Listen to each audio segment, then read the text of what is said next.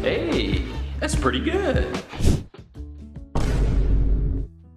Teman-teman, dalam kesempatan video kali ini, saya mau bahas sebuah trik yang mana mungkin ini akan menjadi jawaban sebagian besar family NFC, ya, menjawab kegundahan hati teman-teman, yang mana kegundahan apa? Yang mana kegundahannya adalah mempertanyakan sejauh mana data backtest kita kumpulkan untuk kita jadikan acuan pengambilan keputusan trading plan kita. Atau sejauh mana pula atau sebanyak apa transaksi forward testnya untuk kita jadikan acuan pengambilan keputusan trading plan kita juga, gitu ya teman-teman ya. Pertanyaannya, apakah 100 transaksi ini cukup atau 100 transaksi forward test ini juga sudah cukup untuk dijadikan sebuah acuan pedoman teman-teman untuk mengambil keputusan membuat trading plan-nya? Kalau misalnya teman-teman baru memulai trading, baru memulai karir di trading forex, teman-teman, ya jawabannya mungkin bisa jadi ada dua. Jawabannya ya kalau nggak yes atau tidak gitu ya, yes or no gitu. 100 transaksi backtest, 100 transaksi forward test, jawabannya tidak bisa menjadi acuan teman-teman bahwa 100 transaksi ini bisa making money, gitu ya. Kenapa? Kalau misalnya 100 transaksi ini didapati dari hasil yang tidak konsisten, atau didapati dari tes yang tidak ada rule-nya, tidak ada sistemnya. Tempat cut loss-nya di mana, tempat cut profit-nya, atau tempat profit-nya di mana, tempat stop loss-nya tidak diketahui. So, teman-teman, sebelum teman-teman memulai, sebelum teman-teman backtest, kan perlu dibuat dulu plan-nya. Itu adalah hal dasar, hal paling utama, yang paling dasar ketika kita trading kan gitu ya. Kita perlu ada setup awalnya, plan awalnya itu seperti apa. Kita tahu entry-nya di mana, kita tahu exit-nya di mana, kita tahu stop loss-nya di mana. Ya, exit profit-nya di mana, kita tahu. Nah, kalau misalnya teman-teman backtest tanpa ada rule, tanpa ada kejelasan, stop loss-nya di mana, taking profit-nya di mana, ini justru tidak bisa dijadikan sebuah patokan, sebuah acuan teman-teman untuk mengambil keputusan kita akan trading dengan cara seperti ini, gitu ya. Bisa jadi sih teman-teman di backtest-nya teman-teman profit. Tapi ingat, kalau misalnya tidak ada keputusan di sini, ketika masuk ke real-nya akan digojlok sama psikologi-psikologi yang bergerak berbarengan dengan marketnya teman-teman ya. Sehingga yang kalau di sini mungkin ya karena feel free aja, kita nggak ada rasa. Harga mau loss, mau profit, ya silahkan saja karena backtest.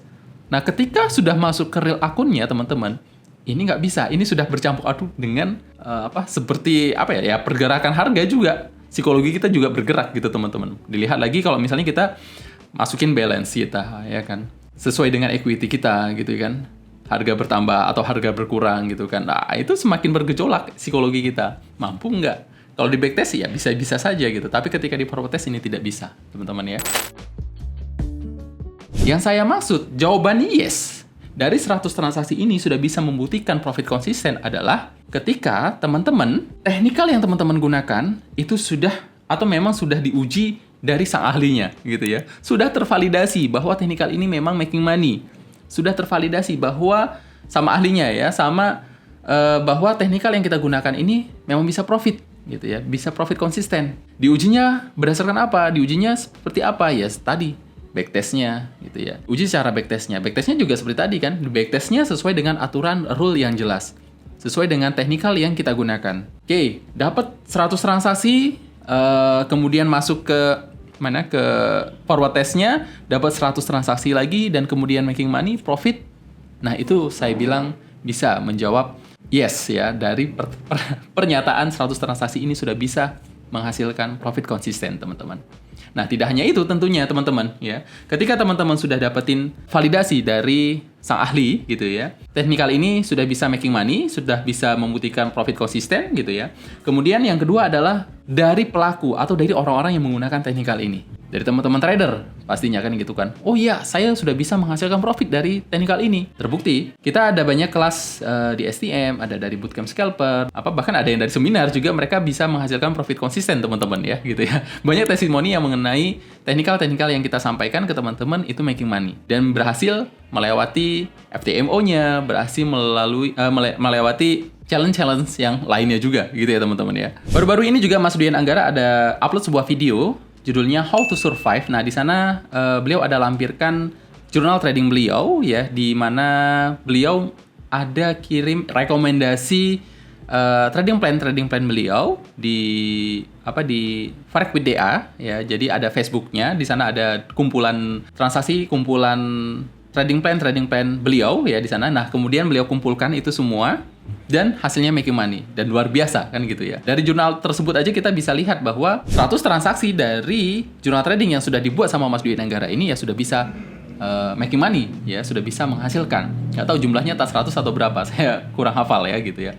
Jadi teman-teman bisa cek aja ya di video beliau. Ketika kita sudah tahu, teknikalnya sudah diuji, teknikalnya sudah tervalidasi, kemudian tanggapan dari teman-teman, trader lainnya, sebagai pengguna dari teknikal tersebut bagaimana? Oke, bisa making money. Kemudian sudah ada jurnal tradingnya, ya jurnal tradingnya juga sudah jelas, bisa menghasilkan profit konsisten gitu ya. Nah, selanjutnya ukur lagi teknikal tersebut sesuai tidak dengan tujuan dan gaya trading kita. Ada kalanya teman-teman ya, teknikal yang kita buat atau teknikal yang kita gunakan itu tidak sesuai dengan passion kita atau gaya kita gitu teman-teman. Saya tuh sukanya scalper misalnya. Ketika kita masukkan jadi technical atau ketika kita menggunakan technical swing trade, ini akan gatel teman-teman. Aduh, ini apa sudah di-cut aja ya? Ini kalau udah di scalper, ini cara ini harus dikeluar, ini harus sudah cut profit gitu ya. Akan gatel gitu ya teman-teman. Kembali lagi, kalau misalnya teman-teman sesuai dengan gaya trading teman-teman, baik secara swing atau secara scalpernya, silahkan teman-teman gunakan 100 transaksi, contoh 100 transaksi tersebut ya. Ingat, 100 transaksi tadi berdasarkan apa? Kalau berdasarkan scalper, ya lanjutkan berdasarkan scalper. Jangan digunakan untuk swing trade ya teman-teman ya. Begitu pula sebaliknya, kalau misalnya datanya adalah swing trade, ya gunakan secara swing trade, tidak menggunakan secara scalper.